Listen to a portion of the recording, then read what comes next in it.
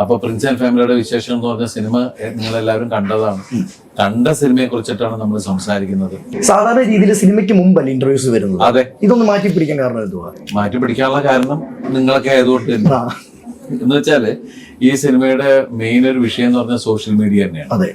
അപ്പൊ അതിനെക്കുറിച്ച് അതിന് മുമ്പേ ഈ സിനിമ റിലീസ് ചെയ്യുന്നതിന് മുമ്പ് ഒരു ഇന്റർവ്യൂ എന്ന് പറയുന്ന സംഭവം വരുമ്പോൾ നമ്മൾ ഇത് ശരിക്കും വളരെ അവിടെ ഇവിടെയൊക്കെ തൊട്ട് തലോടി മാത്രമേ ഞങ്ങൾ ഈ സിനിമയെ കുറിച്ച് സംസാരിച്ചിട്ടുള്ളൂ.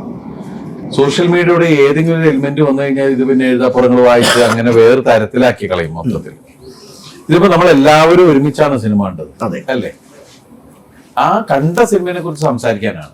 പക്ഷെ സോഷ്യൽ മീഡിയയെ കുറിച്ച് നമ്മൾ സംസാരിച്ചപ്പോ ശരിക്കും നിങ്ങൾ രണ്ട് കൈ നീട്ടി സ്വീകരിക്കുകയാണ് ചെയ്തത്. അതെ, അതിന് എന്റെ ജീവിതത്തോട് ചിലത് കണക്ട് ആവുകയും ചെയ്തിട്ടുണ്ട്. അല്ല, അതാണ് പറഞ്ഞത്. പറയേണ്ട കാര്യം അല്ല, യൂട്യൂബ് അതാ പറഞ്ഞ ആ യൂട്യൂബേഴ്സ് തന്നെയാണ്.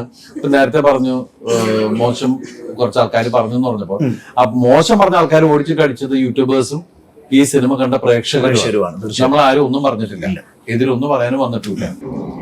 മനസ്സിലായില്ലേ?